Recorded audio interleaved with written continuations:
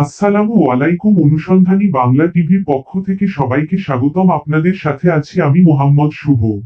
বোচাগঞ্জে মাদক ডিলার ফাহিমকে 6 মাসের বিনাশ্রম কারাদণ্ড। দিনাজপুরের বোচাগঞ্জ উপজেলায় মাদক সেবন করে জনসাধারণের শান্তি বিনষ্টের অভিযোগে এক মাদক ডিলারকে 6 মাসের বিনাশ্রম কারাদণ্ড দিয়েছেন ভ্রাম্যমাণ আদালত। দণ্ডপ্রাপ্ত ব্যক্তি হলেন ১ নং নাফানগর ইউনিয়নের টেনা গ্রামের বাসিন্দা মোহাম্মদ জোবাইদুর রহমানের পুত্র মোহাম্মদ ফাহিম হোসেন ২৫। ঘটনাটি ঘটে গত ১৪ই ডিসেম্বর রবিবার।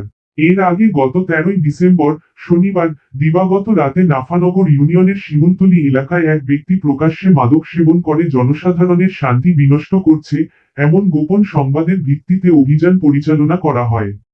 বোচাগঞ্জ থানার অফিসার ইনচার্জ মোহাম্মদ মিজানুর রহমানের নির্দেশে এসআই আবুল কালাম আজাদ সঙ্গীয় ফোর্সসহ অভিযান চালিয়ে মোহাম্মদ ফাহিম হোসেনকে আটক করেন। এই সময় তার কাছ থেকে ১৬ পিস টাপেন্টাডল ট্যাবলেট উদ্ধার করা হয়।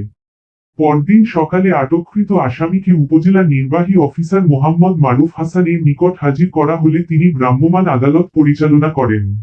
এই সময় মাদক দ্রব্য নিয়ন্ত্রণ আইন ২০১৮ এর ৩৬(৫) ধারায় অপরাধ প্রমাণিত হওয়ায় ফাহিম হোসেনকে ৬ মাসের বিনাশ্রম কারাদণ্ড প্রদান করা হয়। এ ঘটনায় এলাকাবাসী প্রশাসনের এমন উদ্যোগকে স্বাগত জানিয়ে মাদকের বিরুদ্ধে আরও কঠোর অভিযান অব্যাহত রাখার দাবি জানিয়েছেন।